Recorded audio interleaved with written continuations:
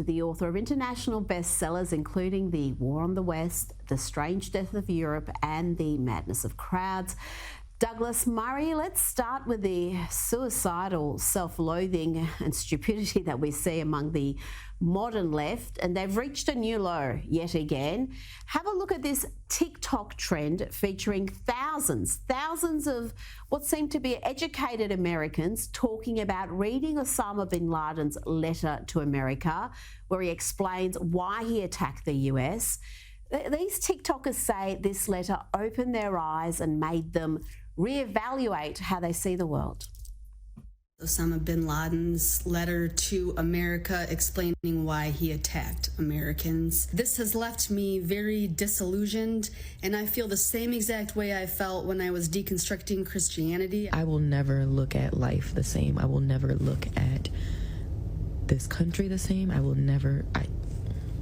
Please read it, and if you have read it, let me know if you are also going through an existential crisis in this very moment, because in the last 20 minutes, my entire viewpoint on the entire life I have believed and I have lived has changed. In reading the letter, I could only think of this tweet that I saw the other day. Under settler colonialism, any kind of resistance is branded as terrorist because the only acceptable violence is violence by the occupier. Douglas, we're in deep trouble, aren't we? I think we are. The parents of these kids or young people have completely failed. They've completely failed to educate their children in any way whatsoever. Their children have become these empty-headed, empty vessels into which any ignorance, it seems, can pour. I'm amazed by this, and there aren't many things I feel like I can still be amazed by, Rita. But I'm amazed by this, not least because Osama bin Laden's letter to America, his pre-9/11 rantings, you would have thought might have been slightly cast into a negative light by 9/11, for instance, and treated at least with the sort of amount of skepticism that you might apply to, say, a school shooter's manifesto. Not that any school shooter, appalling as they are, has ever come close to what Osama bin Laden managed to do in his benighted career. But secondly, the thing that's amazing about it is, of course, is that these kids seem to be kids, actually some of them adults, seem to be have their whole lives sort of turned upside down by something which I suspect most of which they had absolutely no understanding of. One of Osama bin Laden's chief criticisms of America before 9/11 was its involvement in East Timor. I would love to see if any of these young people in question know even what I'm talking about when I say the words East Timor. I once did a discussion about Osama bin Laden on the BBC with a left-wing editor, and I said East Timor in regards to Osama bin Laden, and in the break, I saw her Googling East Timor on her phone. And the staggering idiocy of these people is just legion. But yes, there's always another circle to the inferno, isn't there? Now, First of all, these are not kids. These are young adults. These are young, stupid adults. Might I say these are young, moronic adults. No, you know what's a better word? These are adults that are not just slightly retarded. They are fully retarded. Let's just get it and put it right out on the table, folks. This is the stuff that really ticks me off. This is the stuff that pisses me off. And rightly so. You have got young adults who read a manifesto by a pathological, certifiable terrorist who has killed thousands of people, Muslims and non-Muslims, who was the architect of 9/11. And these kids, these adults, these young adults are reading his manifesto, his letter to America as to why he does all these things. And it is all utter bullshit. It is total BS. Did you see that black girl there? Basically on the verge of tears, talking about that it literally shook her existentialism. Literally, it's forcing her to rethink her life, her values, her actual being in this world. This is what happens when you see students wearing t-shirts with, Mao Zedong, with Genghis Khan, with Che, right? Oh, Che, he's a liberator. He's a fighter for dem. What are you talking about? And Douglas is absolutely right. Where were these kids educated? Where do they learn this? How did they go off the track? How did they veer off the lane? Was it the parents? That's part of it. The educational system, huge part of it. Social media, oh, you better believe it. And that's how these kids go off the track, folks. That's how they go off the track. Many, many times I've seen conservative parents tell me that their kids went to college and in one semester, these parents were conservative. They're conservative, religious. And they thought their kids were immune to this. But in one semester, when their kids came home, they were like, who are these people? These are not the kids that we sent off a few months ago. But that's what happens, folks. If you don't ground, you have to be lucky, I think, in ways, but you've got to be able to, let your kids know what are the values. They're reading a manifesto from a terrorist, and now they're tearing up. And it's okay, all the terrible and terrorist activities and the killings and murders that this person's committed, but they're basically fanboys of this person. Unbelievable, folks. Absolutely amazing. Anyways, that's what we have on tap for you today. You're watching the Dr. Nasir Shaikh Show. Let's get back to more of this interview with Rita Panini and Douglas Murray right now. Through the same part of the fence that the Hamas terrorists broke through on that morning on October 7. Tell me what you saw in Gaza, the scale of the suffering there, and what you think is going to come next. Yes, you're right. This week I managed to go to Gaza through the route, as you mentioned, that Hamas terrorists poured on October the 7th. On the way in, we saw a very small number of journalists were allowed in. We were shown, among other things, a new tunnel, one of the Hamas terror tunnels that the IDF had discovered. They blew it up in front of us as part of this huge underground network. Of course, we've said before, but it bears repeating that Hamas, could have made Gaza into the Singapore on the sea, and they made it into this sort of hole where they just dug down and dug their terror tunnel network. So we saw that and saw the IDF trying to destroy part of that. And further in were the first journalists to view the humanitarian corridor that the Israelis had opened up. We were just up from the Al-Shifa hospital, which the world's been concentrated on this week. And just up the road from the Shifa hospital, we're able to see the movement of Gazans from north to south under the directions of the IDF. We're trying to encourage them to get out of the area of operations which the IDF and Hamas are operating in, which is very much sort of door-to-door fighting, a lot of airstrikes, a lot of tank and anti-tank artillery, a lot of machine gun back and forth. Yes, I mean the Gaza Strip is pretty ruined as far as I could see. But when we rolled out at sundown, it was very obvious, another reminder of why they're there. You come out past the Gaza fence at the kibbutz of Be'eri, which was pretty much completely decimated on October the 7th.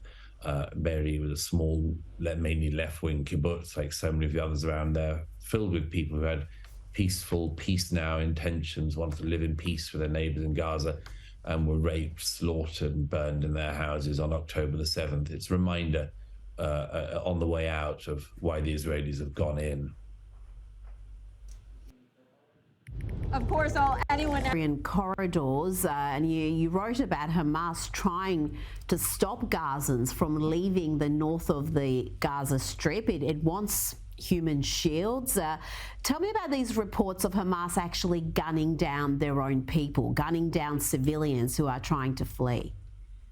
Yes, not far from where I was, that happened. The Gazan, the Hamas in the Gaza were initially, by the way, when the IDF told Gazans to move south.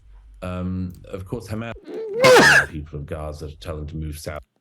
Hamas used the more Hamas-like approach of just massacring people as they moved.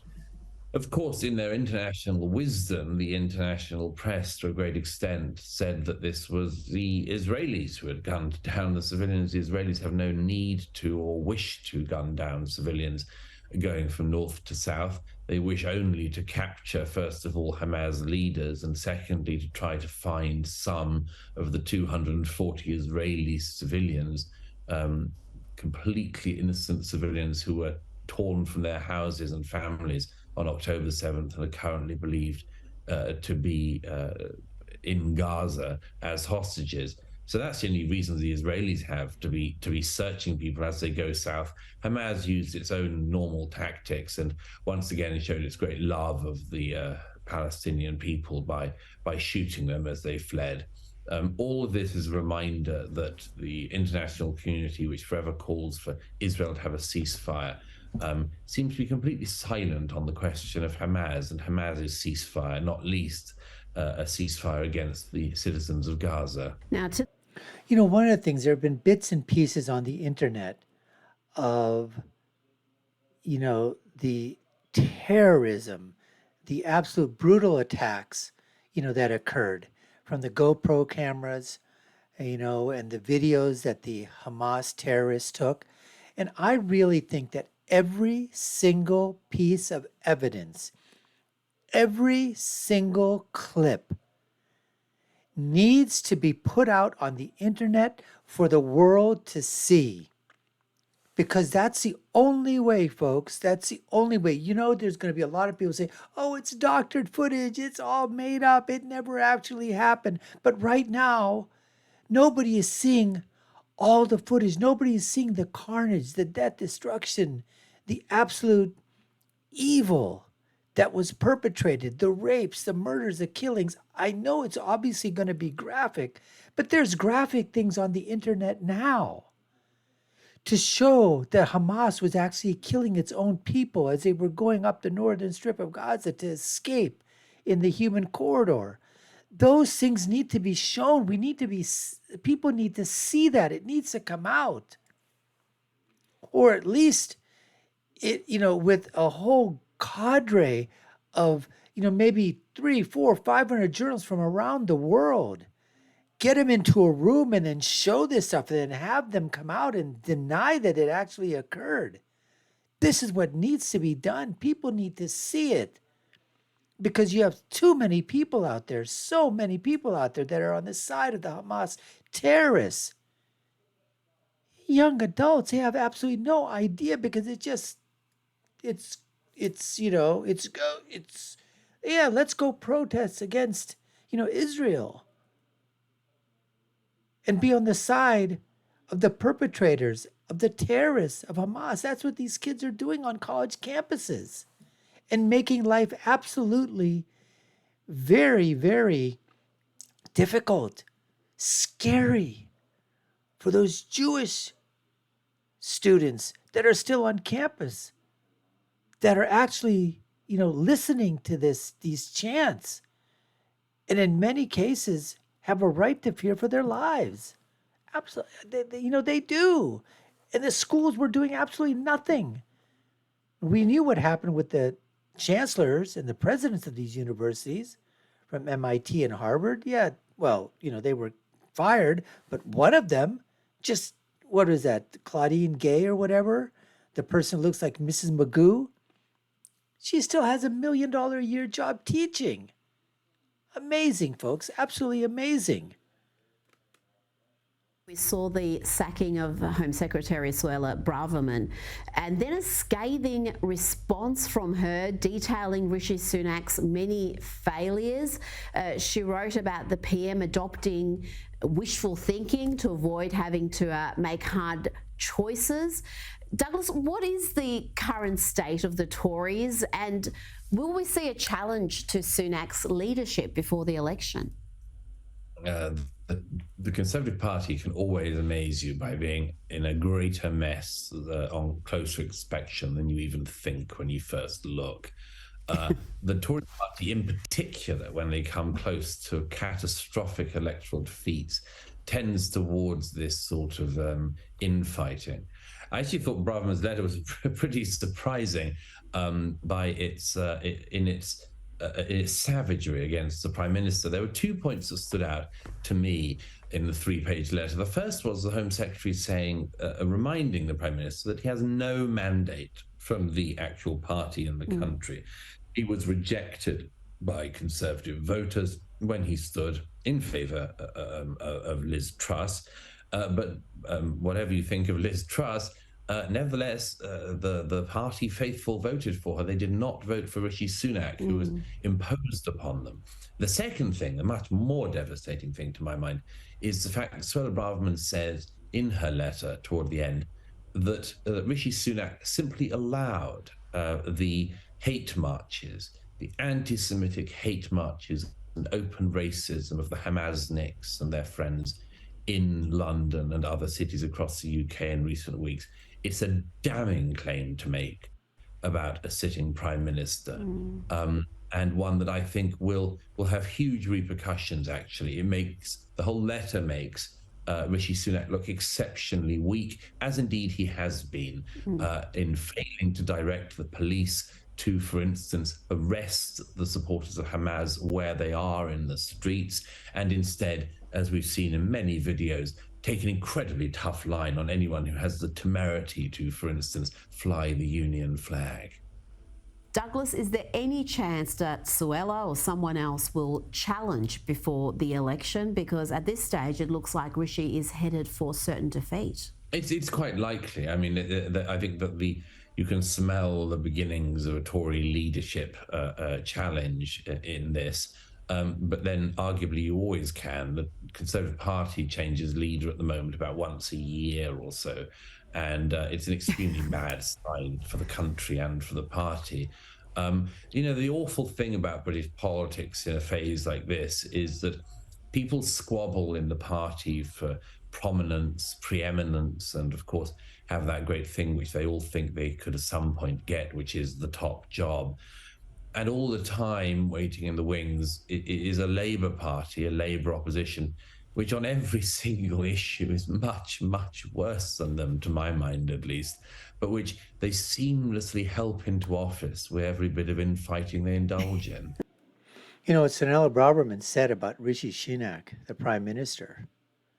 I mean, let's face it, folks. That is an unbelievable charge. And it is probably 110% true that they did nothing, and that is true in terms of these demonstrations that went on. Probably on par with the same thing that happened with the Black Lives Movement during the Obama monarchy. Nothing was done. They allowed cities to burn. They allowed businesses to be looted. They allowed people to demonstrate and protest. And it wasn't peaceful demonstrations. There was burnings. There were bombings. There were shootings. There were raids in people's businesses. Buildings were ransacked. Windows were broken. ATM machines were being taken out. The same thing happened after the inauguration of President Trump in 2016. There were hundreds of rioters, hundreds of looters in Washington, D.C. area and other cities that some of them, many were arrested, but they were let go, not even charged, because they said people needed to vent. You've got to let protests occur because marginalized people, they've suffered. They need an escape hatch. They need to let the pressure cooker, open the pressure cooker up a little bit and rise from billions and billions and billions of dollars in blue cities, blue states, damages were caused. But nobody gave a damn. Same thing happened here. Too much of a coward, Rishi Sunak. Too much of a coward, Barack Obama, and the Democrats and the Tories and the conservatives in England. They didn't care. And one of the reasons they didn't care, because they're cowards. All of them. Anyways, folks, we appreciate you taking the time to watch. You've been watching the Dr. Nasir Shaikh Show. I've been your host. My name is Dr. Nasir. If you haven't done so already, we'd love for you to subscribe to the channel, like, share, and follow us. Let us know what you think in the comments below. Take a look at our video links above and below. My final thought is always, when you're right, you're right. And when you're left, you're wrong. Until next time, folks, take care and stay safe.